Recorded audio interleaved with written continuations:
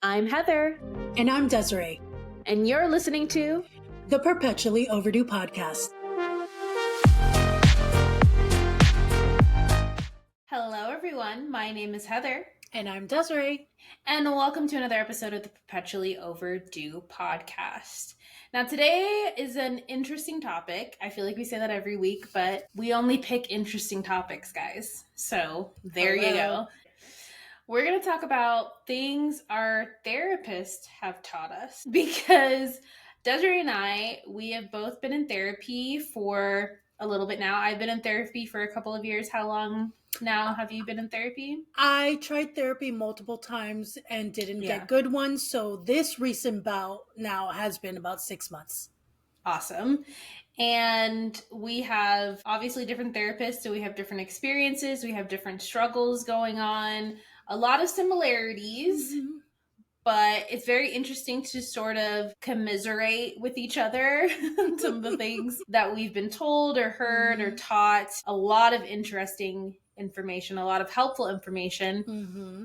We're both mental health advocates. Yes. We definitely believe that everybody, don't care how adjusted you are in life, should be in therapy. Mm-hmm. There's always something to work out, something to talk about, and a lot of our issues stem from childhood anyways.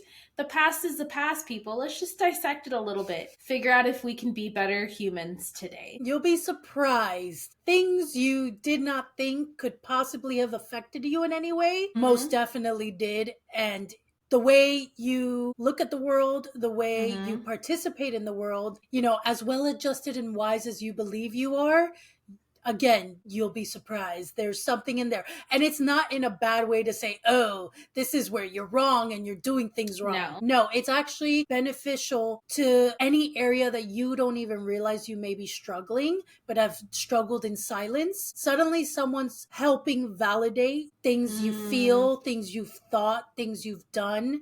And that is very freeing and healing in ways that, again, even when you thought you didn't need it, you most definitely did, and you'll be glad for it in the end. It's very interesting because there are a lot of stigmas about therapy. Ooh. I think there's a lot of misconceptions about what therapy really looks like. Mm-hmm. But you nailed it on the head. I think what people don't realize that are not in therapy, and which I feel like if more people were in therapy, we wouldn't be where we are right now in this country. Because it manifests, it always does. And it may not manifest in a way that is very obvious, like maybe like a drinking problem, drug problem, or some other self-destructive behavior. But in the way that we relate to each other as human beings, it does manifest a lot of the times. And if nothing else, it allows you to be able to humble yourself and take criticism or constructive criticism about maybe some of the patterns and behaviors that you're doing that may not be the best, not only for you, but for the relationships that you have in your life. Mm-hmm. But I would say that a good 80 to 90% of therapy is just your therapist encouraging you that you're on the right track, you're doing well, and these are the things that you should be patting yourself on the back for, which is great to hear, because I think that people, when they go into therapy, they feel like they're going to walk out with a laundry list of how fucked up they are. Yeah. And that it's just going to be this like downward spiral of shame and condemnation. Yeah. This is not religion, people. That's what religion typically does. But I think that your self-esteem and your self-confidence definitely is improved with therapy, because you realize, one, you didn't have it easy. You had a lot of difficulties in life. A lot of those difficulties have affected you in profound ways, especially in your formative years. They had an impact on how, like Desiree said, you view the world, you see yourself, and how you relate to everyone and everything in the world. Mm-hmm. All of your relationships, everything. A lot of the behaviors of what we do now are formulated when we're much younger. And so when you realize, oh, I went through some difficult things and I came out with a little bit of trauma, but I'm working through that trauma, it can only improve your life, really, at the end of the day. I've never heard anyone go, man, therapy was such a waste of time. Therapy sucks. Yeah.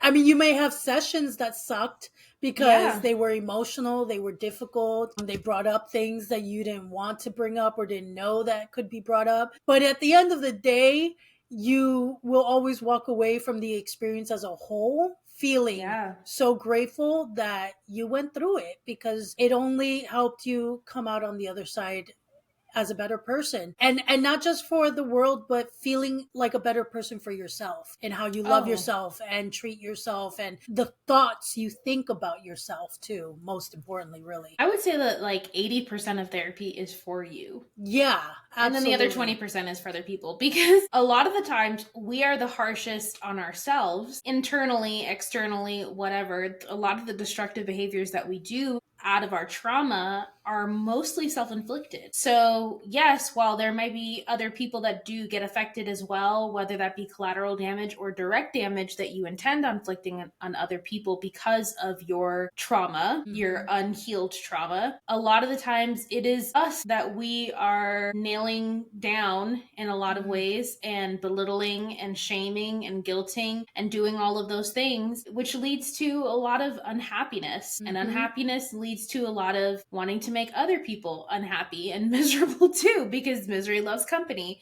So I will say, again, I don't care how happy your childhood was. Your parents love each other. They're still 50 years together. You were genuinely just always a happy baby. You have the most positive outlook in life. Life has struck its little lucky baton on you, and everything has worked out. Even still, you have intrusive thoughts, because you are human. And those intrusive thoughts, even the most positive, well-adjusted person, it affects you internally in ways whether you know or not know. So again, therapy would only help work through those intrusive thoughts so that you have that peace inside. At the end of the day, again, doesn't matter if you look at life very positively and everything's working out for you in life, it can still benefit you. All that to say. Not only that, it doesn't matter how idyllic your childhood was. You were raised by flawed humans, and they made mistakes, and they fell short, and they weren't perfect. And so those are things that are uncovered in the process of therapy that you may not even realize. I have met people who have had idyllic childhoods, who have had both parents stay together. There was never any abuse or trauma or anything. I think when we hear trauma, we assume that it's like the worst of the worst. And it's not. Trauma is anything that sort of derails your development in any sort of way, or causes you to create some sort of coping mechanism to deal with something that was difficult for you. It left a mark. It left a mark in some way. And that doesn't even have to do with somebody necessarily doing something to you. Sometimes that mark can be left through neglect. Sometimes it's when people don't do certain things that cause a mark on you or cause an effect on you as well. So all that to say is there's not a single person in this world that doesn't need or would not benefit from therapy in some sort of way.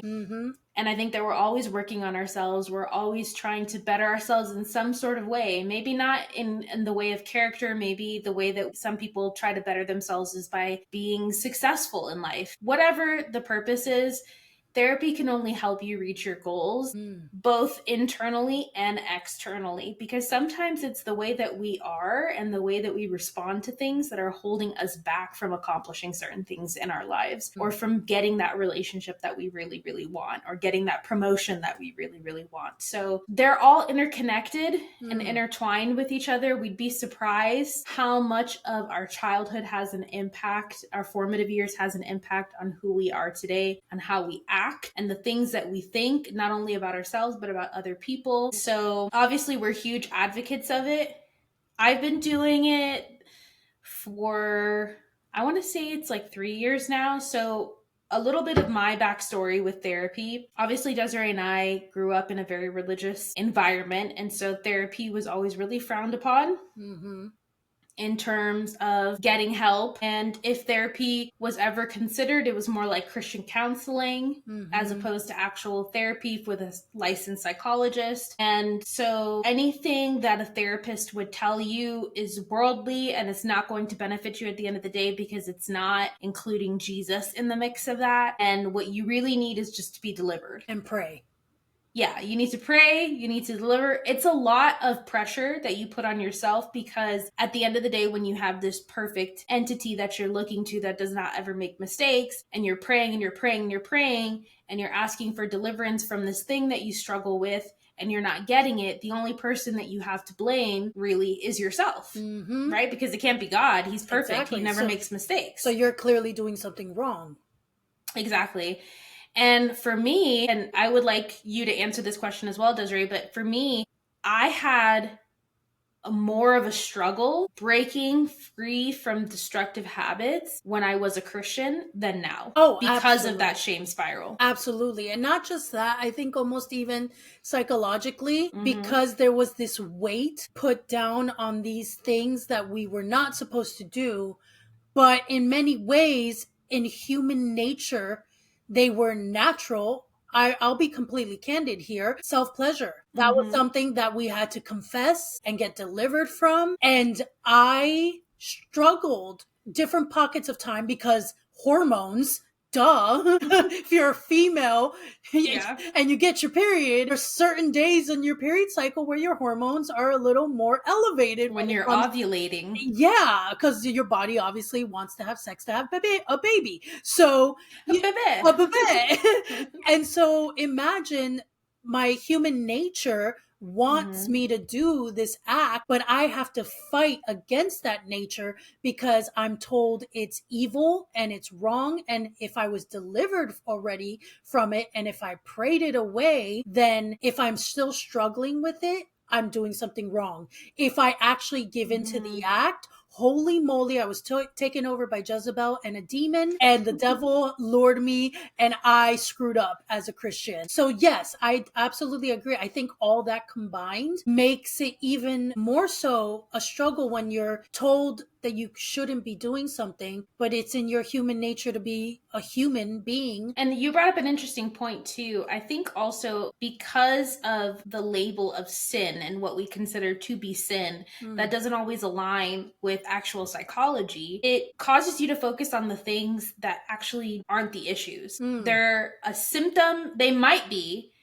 totally natural, like you said. They also might be a symptom of a deeper rooted issue, but you don't know that because you don't have the tools to dig deeper. All you're looking at is the surface level thing that you're struggling with. I know for me, I'll get very, very candid right now, but I was in like a group, almost like a AA type of group, but for any sort of addictions, because I thought that I had an addiction to pornography because I was always told that you should not view pornography and that you should be ashamed. Oh, especially if you're a woman. Oof. I mean, there were popular Christian movies about like specifically that. And And then obviously self-pleasure going along with it. The moment that I stepped away from Christianity, not only did I hardly ever have to really self-pleasure, not that there was anything wrong with that, but the urge to self-pleasure wasn't as prevalent as it was before, because again, that shame spiral that you go through, it pushes you deeper into that thing, whatever it is that you're struggling with. And I say struggling with air quotes for those that are not watching, but I just didn't watch porn, didn't care for it. And then once I started learning about the industry, don't get me wrong, I am an advocate for sex work. I do not believe that sex work is wrong. Like, you get to do what you want with your body. But I do think that there are certain things about the pornography industry, specifically when in terms to women, how women are treated and viewed, that can be self-destructive. And I think it also, if it's overdone, can lead to things like impotence. And we know this for a fact because it's been studied. So, and any addiction, if it turns into an addiction, is not beneficial for your mental health anyway as well. And again, for those who even go into addiction, not every person who watches porn becomes addicted to it. And honestly, I don't even really know if I was addicted to it, but I was told that any watching or viewing of it was a problem and potentially an addiction. So automatically had that narrative making an assumption of you. And And so it's interesting because there was nothing that I went through. There was no program. There's no therapist that I went to get free of that quote unquote issue that I had, which is not an issue. Self-pleasure, there's nothing wrong with self-pleasure. But as soon as I sort of walked away from Christianity, lo and behold, voila, no more shame and guilt around it, and therefore it wasn't an issue anymore. So I do find that very interesting. So because of our religious background, we were not really introduced into therapy until we were much older. Mm-hmm. And then when we were introduced into therapy when we were much older, we didn't have the financial means to be able to get a therapist. And this is before BetterHelp, which, no offense, is still not that cheap for people. And there's been issues with privacy that they had to go into a whole lawsuit about.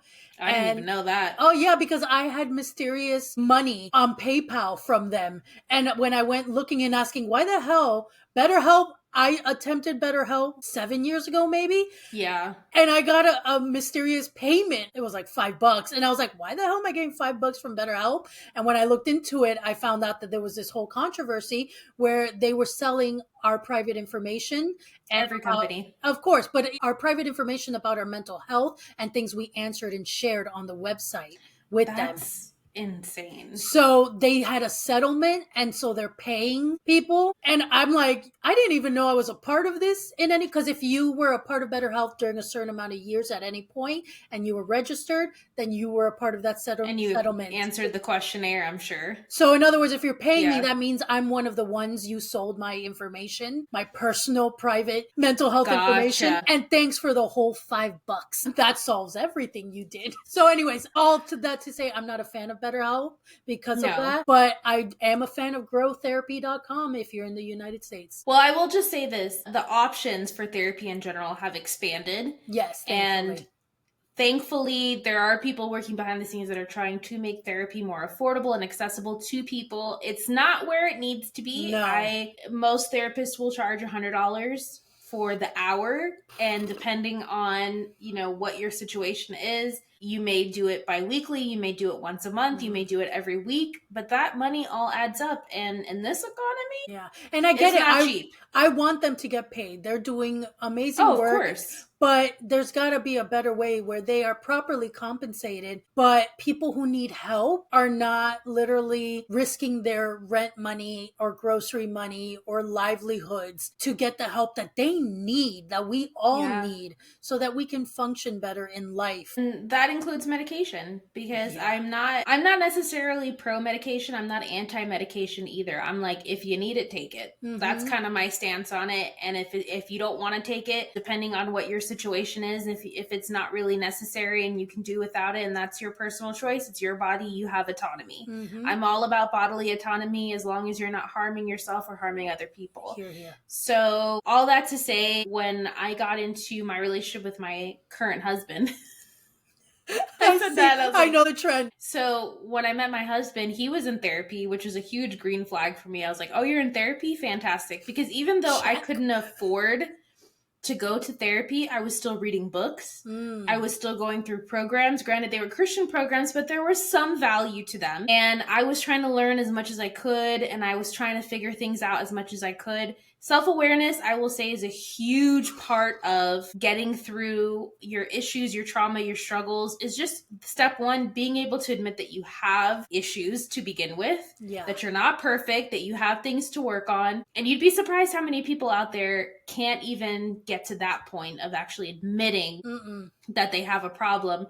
Because in their mind, the problem is either I'm crazy, which is not a thing, or that I have some bigger, larger issue like addiction or things of that nature. But no, it could be as simple as like, I have a hard time relating to other people, or I have hard times in my relationships. I find that I hurt people a lot unintentionally, or I find that I engage in behavior that is not the most constructive for me. It doesn't have to be this big, huge, mammoth thing in order for you to want to improve yourself and need help. So with my husband and I, we had gotten to a point in our relationship where we were getting close to being engaged, and we were like, you know what? Let's not wait until we have an explosive issue, which not every couple does, but like, let's actually get into couples therapy now. That way we can prevent any problems from happening, because I think Also, the thing that people tend to do wrong is that they wait for things to get so bad to then go to therapy. No, you go to therapy before shit gets bad. So you can nip it in the butt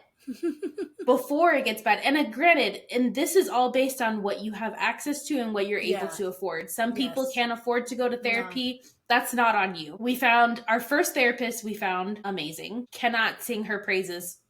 Like, just if ever I believe that someone was heaven sent, it's this woman. I feel the same about my current one. Yes. Which is exactly how you want to feel about your therapist. Yes. And then we kind of went from there. And even though we do couples therapy, we have also done a lot of solo sessions, especially if one of us is really struggling. We'll take that session for that week and it'll just be you and her focusing on whatever it is that you need to be focusing on. For you, where's your therapy journey after religion? Like, when did you... Ooh. Yeah. So I did mention this in a previous episode. The first attempt at going to a therapist, I was still in the thick of Christianity, but I was in probably one of my darkest depressive episodes that was going on for months. And my mom was worried and she was a little scared, honestly, because it got bad. And so she spoke with friends. Someone had suggested a therapist, but because religion skewed my mentality on therapy, I was very much against it because I was taught that, you know, Christian, you pray it away, Jesus is going to take it away and handle it and blah, blah, blah, blah. So when I went into this therapist's office, granted, it wasn't the best way for them to do this. They ambushed me. I didn't even know where we were when I went there. Yeah. So it wasn't until I walked into the office, I realized they brought me to a therapist. That was immediate wall. Yeah, that was already bad. And so unfortunately, the poor woman, bless her heart, I'm so sorry. Energetically, I'm sending that out. I don't think I'll ever even remember what she looked like if I crossed her in the street because I was just that, like, she was trying to talk to me and I was just like, you can't help me. You're not Christian. So this is pointless. I was like, she's secular, bad. So I that's what we were taught. That's what we were taught. So I basically left like 5 minutes later. I was very upset. Years later, when I finally was free from Christianity and, you know, still going through my different funk episodes, different periods of my life. Granted, I'm now in my early 30s and I haven't properly had a therapist session yet. And so that is when I was at another season crying for help and I was going to try BetterHelp. And it was very out of my budget, but I was desperate. So I was trying to figure out how I can get a few sessions in there to start because, again, I was desperately in need for something. And then eventually, because I couldn't even financially do it anymore, I stopped. That led to me going to eventually a community health cheaper route here where I lived at the time a few years ago. And I spoke to a couple different therapists. Then I finally met one that I really liked and she was fantastic for maybe 8 months. And then she left the location for a better job. And I was like, right. I did remember that. And unfortunately, the people available after her sucked. It was so bad. And I was so bummed because I made so much progress with this one woman. She was fantastic. And I was really just disheartened after that because I did try with like 3 other people and it was not working. Then I went in person to another therapist. It's been a long journey, guys. And she pretty much met me 3 times before she said I would probably do better finding someone else because I had too many chronic health, physical issues, and that was probably more what was bothering me than mental health issues. So she can't help me because my issues seem to be more that I'm chronic pain. And I was like, not every therapist is a good one. So I kind of was done for a while after that one. I don't blame you. Yeah. I was really done. And it wasn't until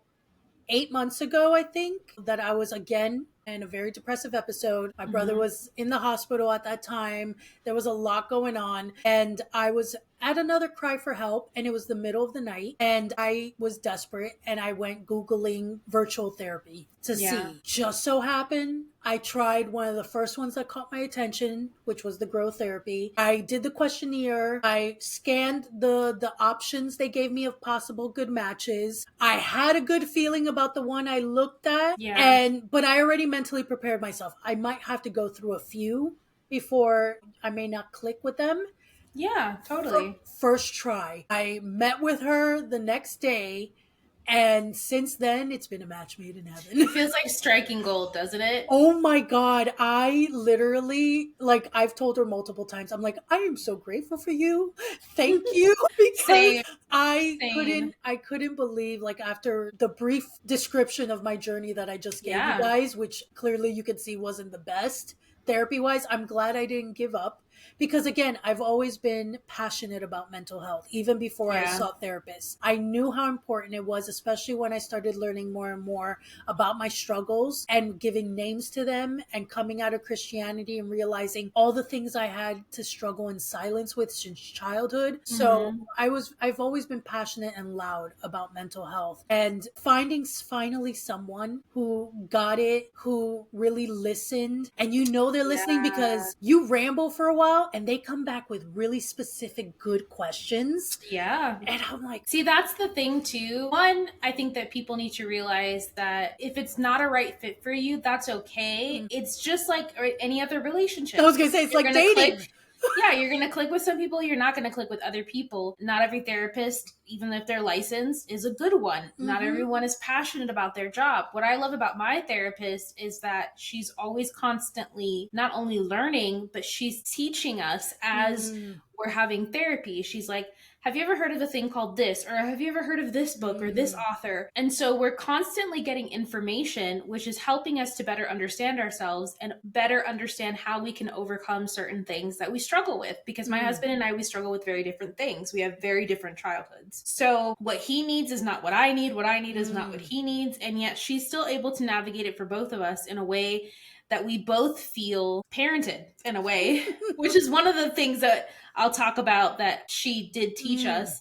I was going to ask you, what's been your journey when it comes to therapy? Honestly, before this therapist, I only ever saw one therapist for one session. It was after my sexual assault. And I went into her office. I remember it was at night. The building was dark. The room was dark. I felt like I was walking into a room to get a massage, not to speak to a therapist. Yeah, I sat on the couch. She had this little love seat type of couch. And then she sat in a chair and she was asking me questions. And this was like directly after. I was not really... it's hard to talk about because I'm sure my response to my sexual assault was not unusual. If I were to speak about it in front of like a room of 1,000 people, there probably would be women who relate to it. I called a friend after it had happened. They took me immediately to get tested. They took me immediately to get Plan B. And then I slept for 2 days. I stayed at a friend's house. I slept for 2 days straight. And when I say I slept, it was like not even voluntary. Like I would open my eyes and I would try to stay awake and then I would fall asleep. Coping mechanism, right? And then after those 2 days, it was like I came out of the cocoon and I was like, I'm fine. And I really thought that I was fine. But in the back of my mind, I was always thinking, how is this going to back up on me? How is this going to affect me? Am I going to be able to have sex in the future? And I didn't really back up on me in that way, at least not to my knowledge. But I got a little self-destructive after that. I went in the opposite direction. You know how women who've had sexual assault read dark romance and it's helped them? And you ask yourself, how can dark romance help these women? Because of some of the elements within dark romance can be very triggering for some women who have had sexual assault. So it just goes to show that women respond differently. For me, instead of being completely turned off by sex, I became like sex crazy after that because I wanted to distance myself so much from that experience that I was just like, I just need to have experience after experience after experience. So for about a year, I was in what I refer to as my hoe phase because it was a lot of casual sex and not being as safe as I possibly could be and being a little reckless, in my opinion, especially for somebody who waited 30 years to have sex. I felt like how I was for that first year, I was a little self-destructive. But I didn't go back to that particular therapist because I didn't have a connection with her. She wasn't bad. She asked some helpful questions, but I just was not in a place at that time. I hadn't even really admitted it to myself yet. And I know that that's not necessarily like a criteria for going to therapy where you have to like admit that something bad happened to you. But I think that there is a wall that you put up when you don't feel like you really need it. I think that in order for therapy to be successful, you need to want to work on yourself or your issue, and you need to be open to listening to what this person has to say. And I just, similar to how you were in your first experience, I just wasn't open, but for different reasons. So that's really my only experience before my current therapist. But she's the one that told me, and I talked about this in a previous episode in our writing journey. She told me about body doubling. She's helped me so much with ADHD, pretty much diagnosed me, and has given me so much helpful advice on my ADHD. But in addition to that, she's told me things, and now I'm getting into the part of like... I was going to ask, what has she taught? What are some things she's taught you? The things that she's taught me, the most poignant top of mind things is that I am way too harsh on myself. Like, I'm really mean to myself. The things that I think about myself. And I never thought of it that way because I figure we're all really critical of ourselves. But for her as a professional to say that to me, I was kind of like, oh, okay. I mean, I can be a bitch, but I didn't know that I was being a big bitch to myself. But it's subtle things. Like, I should have known this, or I should have done. And she's like, why do you think that you should have known that? You know, why do you feel like you should have been able to do this thing differently? Or, you know, like it's not even so much the thoughts of like, oh, I'm lazy, I'm worthless, I'm that. Because I don't struggle with thoughts like that as much as I used to when I was younger. It's more of like the really under the radar thoughts that you don't even think are bad thoughts to think about, of being like, she's like, lazy is one of them that I still struggle with because of the ADHD. And she's just like, that's really harsh. You're like, sometimes that's all. Yeah, exactly. Sometimes that's all people need to say to you for you to be like, oh, well, I never thought about that. But then I was like, would I have said that to somebody else? And if I had said that to somebody else, how would I felt about that? I would have thought that I was being harsh if I called somebody lazy. Or if I would have had an expectation on somebody of like, well, you should have known better. And see, those are the subtle thoughts that we think about. I was like, oh, I should have known better. I should have thought of that. Never say that to someone else, especially someone we care about. Or have that expectation on them. So the biggest thing that she's been teaching both of us is something called reparenting.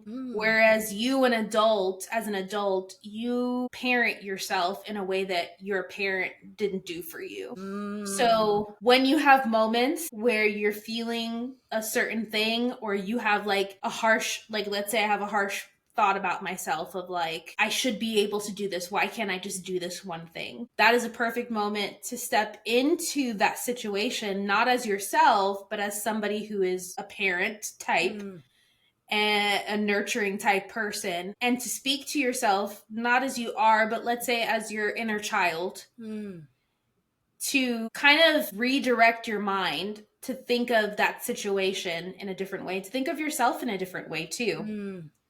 And as much as I appreciate the reparenting, I will say one thing. I hated the thought of it at first because I was like, really? And you can relate to this because you're like this. People who are very independent like us, we're already used to taking care of everything for ourselves. And now I was like, and now I gotta fucking reparent myself too.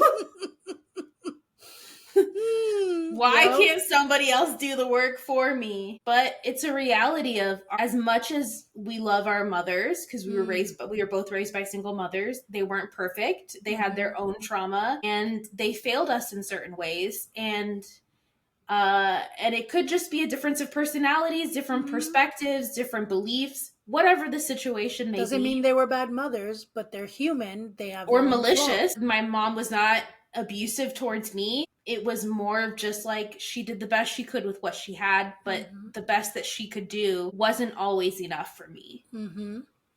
And so now I have to step into those places where she couldn't quite meet the bar and try to change those deeply ingrained thought patterns in me about myself and about other people too, because it's not just myself. I have those thoughts of other people where I expect me from other people. You know what I'm saying? So what are one or two things in the last 6 months that your therapist has focused on with you or taught you? So a few things, but the ones I'll share are, one major revelation was when we did speak about religious trauma. It was interesting because here I am explaining all the things that we struggled with, coming out of it, explaining things that still linger, trauma I'm still dealing with now. And I guess underlining that subconscious thing that I didn't realize I was doing, which is kind of beating myself up a little, that all these years later, I'm still struggling with things. And so she pointed out, she goes, well, here's the thing. She's like, you have an inner little evangelical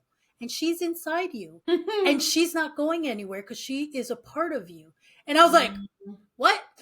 She's like, we have this concept that healing means that these things we've been through are supposed to just fully vanish, slate clean, like they never happened. She's like, that's not real healing. Healing means that these things that you went through, they'll always be a part of you. Yeah. They made, in certain ways, aspects of who you are today. So they're not going anywhere. But real healing is about how they still affect you, how you handle them when they get brought up.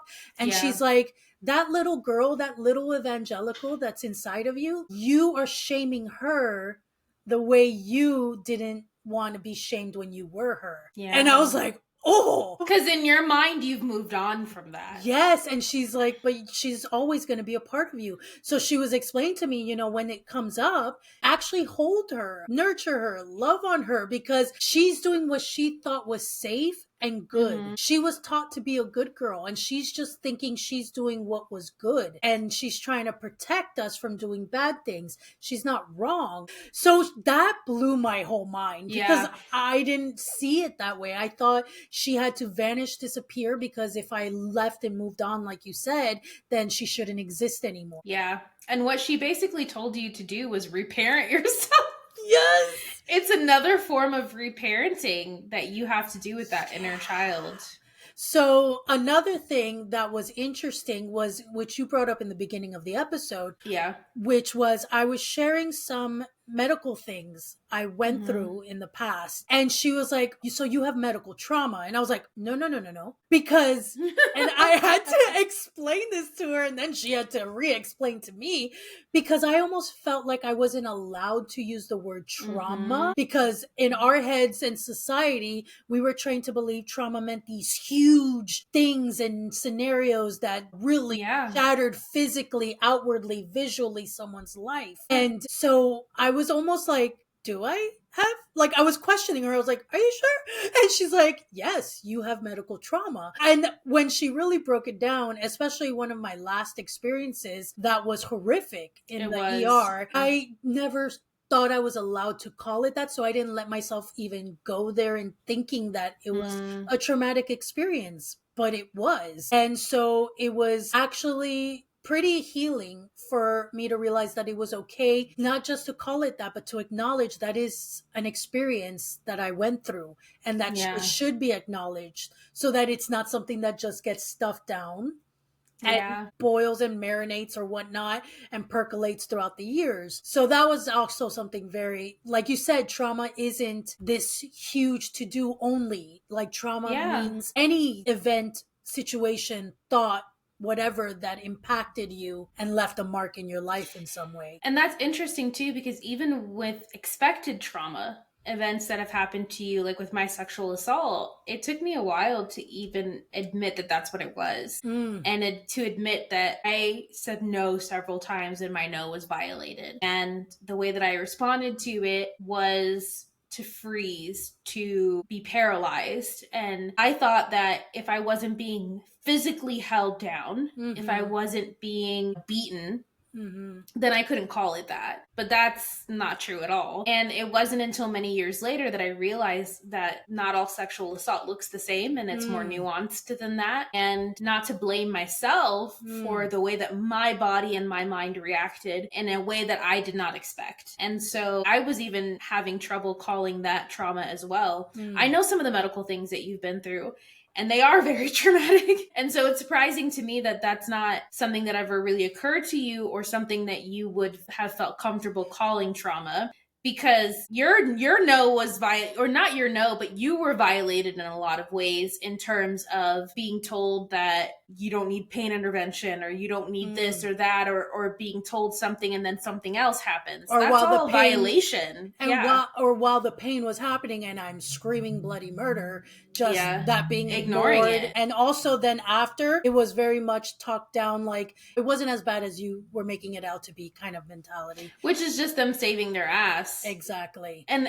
my mom has been through medical trauma as well, and has experienced similar things in terms of being in massive amounts of pain, not being listened to, having that pain be belittled. It's unfortunately a very common thing that happens within the medical field. And terms like medical trauma are not something that you hear very often. But I feel like a lot of people experience, especially a lot of women experience it, especially with our reproductive system, because everybody likes to believe that nothing down there hurts or is affected in any way. So I will say, I think in part why I didn't label it that is something you had brought up earlier. We grew up very independent women, and we grew up also learning to just take shit and suck it up and move on and live through it, kind of a deal, and get to, the other side and make it another day. So I think, unfortunately, that narrative training subconsciously also played a factor into thinking, suck it up. It wasn't as bad as this or that. So yeah, it sucked, but it's not trauma. Don't be so dramatic about it, or don't try to seek pity, or, all these lies that conditioning from other people's narratives. 100%.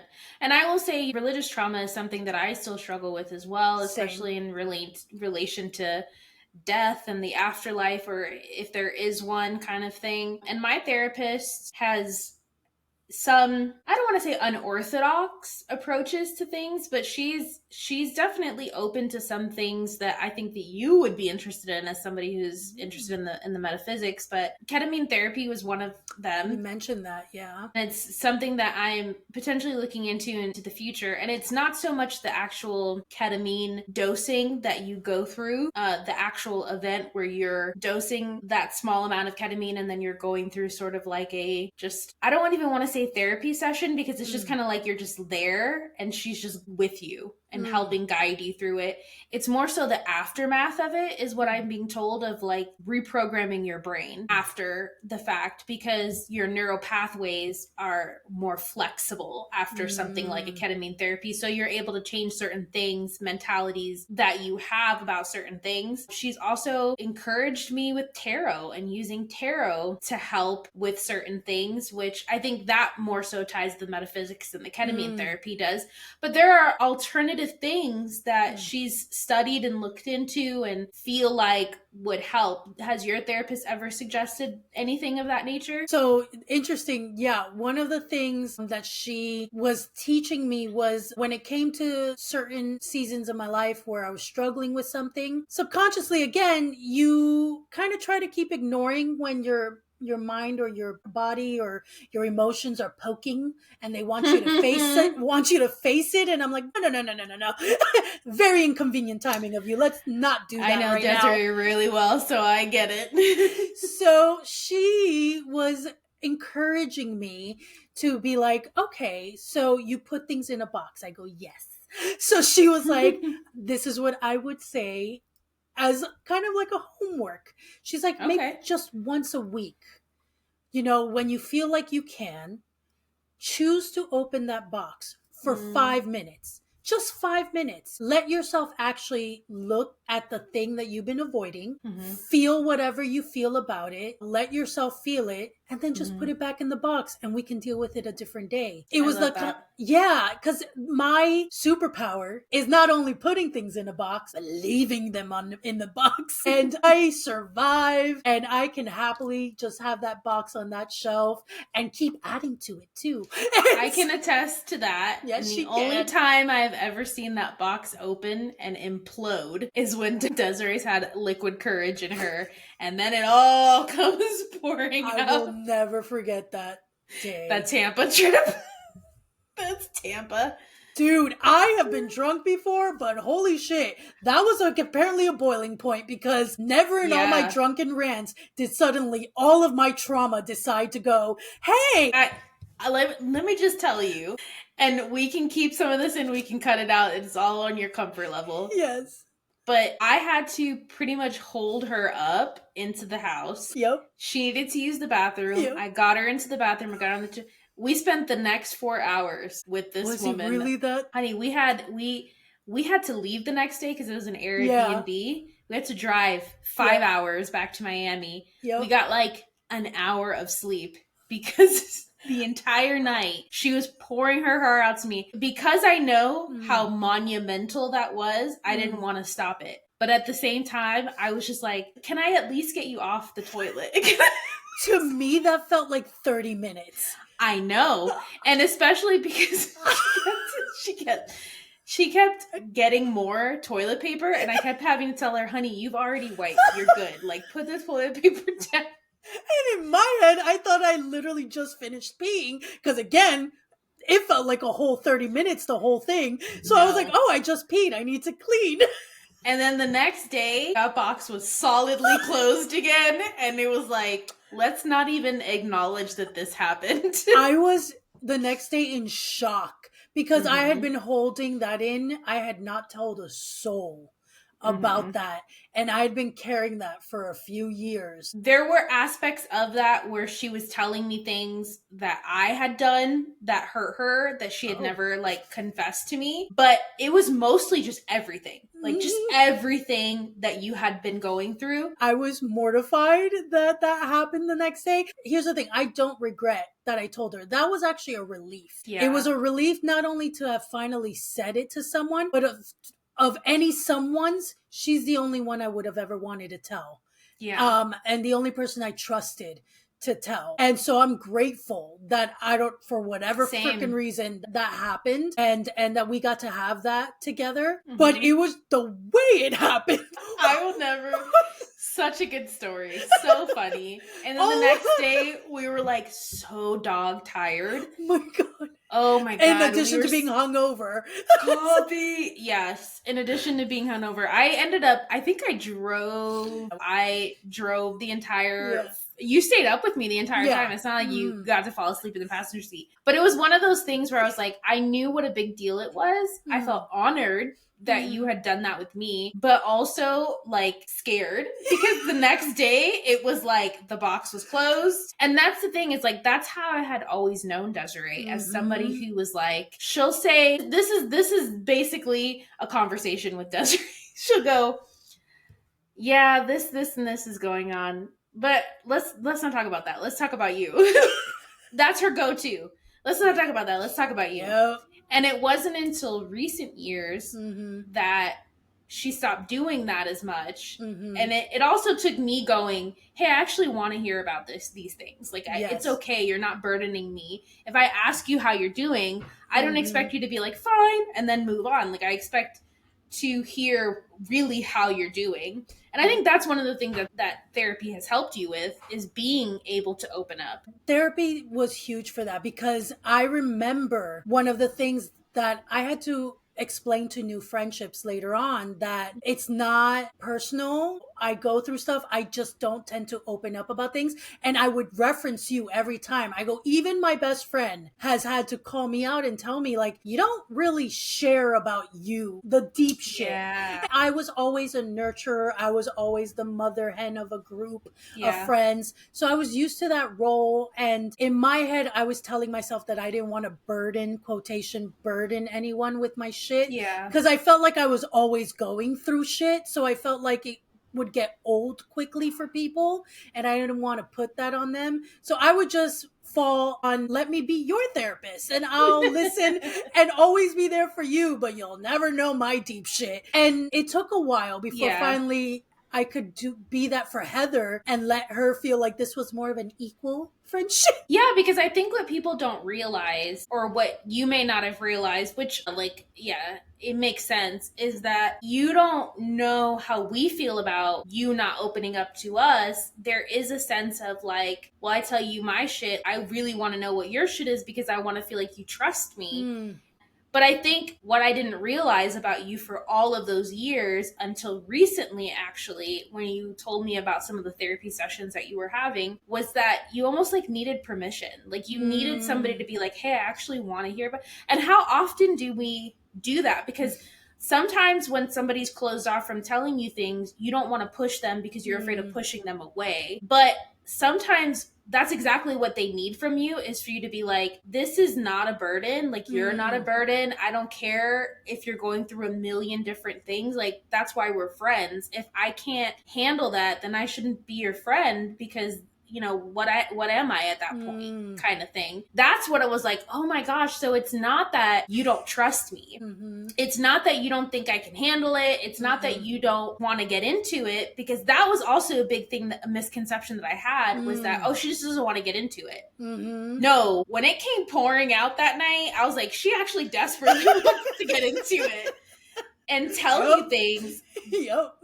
But she needs permission to do so and know that it's a safe space. And that is one huge thing that I think that you got from therapy, was the concept of a safe space. Yes. All my life before therapy, I never felt like I had a safe space, ever. Yeah. And that was also hard to come to terms with, but I am grateful to my therapist that, for example, again, I have an amazing mother. She's a superhero. But again, we're all flawed. We all have our separate traumas. And I had to realize that, as wonderful as she is, in every area almost, what I needed emotionally couldn't be provided. And that was a hard thing to swallow. Hence, then, without using that terminology, she has been trying to teach me to do the reparenting thing, because I wasn't getting my emotional needs met physically. And so I had to learn to, you know, do that for myself. And that's okay. So even more so, it was the fact that I always felt alone. So I never even understood the concept of a safe space, because I never felt like I had one. So learning finally, not only that I can have a safe space now, but almost create it for yourself and hold it and demand it and make boundaries for it and protect it, is something that only recent years I finally have started to learn. And I'm very grateful for it. And I'm a huge advocate for it, because we all need to feel like we have a safe space. Even in the midst of like a tornado, you need to be able to find where in your life you can create that for yourself, and then protect the shit out of that. Because you have every right to demand having one and make it happen for yourself. Yeah. And I think that the interesting thing about the concept of a safe space, as we're winding down here on this conversation about therapy, we could go on, maybe we'll do a second part to this as well, is that many things can contribute to your safe space. There's many avenues that you can go to, whether that be a friend, whether that be your therapist, whether that be your partner, whether that be an activity that you do that is cathartic for you. But it doesn't have to be all of those things all the time at the same time. Sometimes what it is about recognizing what you need in that moment. Do you need a friend? Do you need your therapist who's a neutral party? Maybe somebody that doesn't know all your shit. Do you need to do something that takes you out of the situation that you're in? Maybe an activity, creativity of some kind that helps you. All of those are safe places in and of themselves. And it's about learning like what is the appropriate safe place for you at that time. Especially because with people, even with your therapist, there are limitations. Yes. So you have boundaries up with people. Sometimes people don't have the capacity. I'll never forget one of my really good friends who was also in my wedding party. He told me one time, I messaged him about something that was going on, and he responded to me and he's like, I don't have the capacity for this right now. And my knee-jerk reaction was to be offended because I was like, how are you going to be my friend if you can't handle this? But then I was like, you know what? I'm going to be a friend to him as well and say, okay, I totally understand if you don't have the capacity for this. Thank you for feeling comfortable enough to tell me that you don't have the capacity to handle this right now. I will keep this to myself. And he's like, no. I don't mind if you tell me. I just can't like provide for you because I'm at my limit right now. And I was like, wow, this is probably one of the healthiest exchanges that I've ever had with a friend, where somebody was able to tell me, like, I know that you probably need me right now, but I just can't. And he has been there for me in other ways and other times. And so it's not like that stands now. I just don't have the capacity. Like, if you have a friend who's always telling you that they don't have the capacity, that is not a friend to go to. Yeah.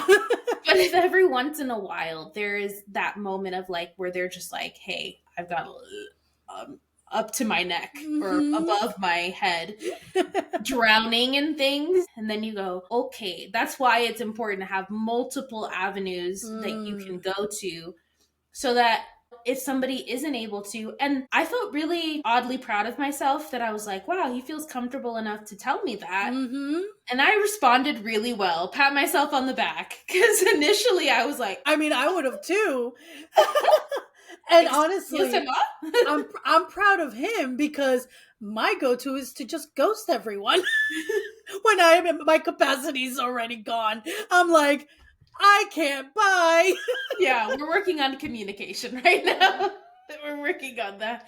But it's hard. It's decades of habit, because I would just disappear into my hermit hole when I was in a funk and I couldn't show up for anyone, less myself. And then that's too, it's like, it's hard to think that you have the permission to say that to somebody. Because it feels harsh, right? Like, it feels harsh for you to be like, I'm so sorry, I don't have the capacity for this right now. It feels less harsh to just kind of like push it off to another day. You know what I mean? Like, I'll get to that eventually. Because then my anxiety is overthinking what they're gonna think. What if I say the wrong thing? What if da-da-da-da? And so you just avoid that altogether, and you're going, I'll just pretend it's not happening. And let's be honest, if you've never had that conversation before, him and I had never had that conversation before. He had no clue how I was going to react to it. I think he trusted that I would react well. And I'm glad that I was able to respond in the way that I was expected to respond. And it was all good. And then after our exchange, I was like, I don't feel bad about it. Like, I don't feel bad that I couldn't go to him for this, share this information with him. And maybe that's because I do have other avenues of people that I can go to or things that I can do to help me. And I think that that's also really key, is creating a support system, but also being able to have open communication. You know, now that Desiree and I have talked about this on this podcast, we can have that communication with each other, because I never told you that story about that. No. Well, say this, like, we definitely need to do a part 2, because there are going to be more things that we're going to be learning. There are maybe things that we didn't get to discuss today. For the sake of time, we do have to wrap it up, but there are some really helpful books that my therapist referred me to that I'm going to have us put into the description of the YouTube video, of any podcasting platform where this is being listened to, because I think that if you have religious trauma, or maybe if the thing with tarot piqued your interest and you're like, oh, how can I use tarot in therapy? There are resources that will be provided. I'm sure Desiree has some resources that have helped her. She introduced me to an app that has been really helpful, that your therapist recommended, right, Finch? Yep. So freaking cute, guys. Cute little birdie that you get to like befriend, and it kind of like helps you create small goals or tasks. It's a habit tracker, essentially, kind of app where you get to either use some of the goals that they provide you, or you make your own. So you get to customize it to you. There's a free version of it. And then you get rewarded for meeting all of your goals. So there are aspects of the app where, like, you get to dress your little Finch in all different cool clothes. You get to create his house. You get to send him on trips, things like that. So if you are like us, needing that dopamine hit of like, look at this cute little shirt that I can buy them, it will help you. It will. I'm on like a 47-day streak at this point. Nice. I fell off mine. I gotta start again. Our little finches have gone on adventures together, so it's really cute to do it with your friends. You can invite people into it, and so if you're interested in that, we'll put a link to the Finch app as well. So there are going to be resources in the description box below if anybody's interested in. And to start a conversation, as always, because we want to build community and start constructive conversations. What has been your experience with therapy, good or bad? Because we know that not all therapy experiences are great. We know that we've had some that were like, nah, and all the way to not very great. And then all the way to, I love you, will you marry me? So we want to hear about your experiences, any resources and tools, any things that you have learned to help you on your journey. You don't have to get too personal. We're not asking you to put out your issues or your problems. We're more asking about the resources that have been given to you. We'll just talk on YouTube, TikTok, Instagram, Threads, anywhere where this podcast is being aired. There's usually a comment section. So if you want to share, go right ahead, and we will both be responding to those as well. So friends, be sure to like, subscribe, follow, do all the things, whether you're on YouTube or on a podcast platform.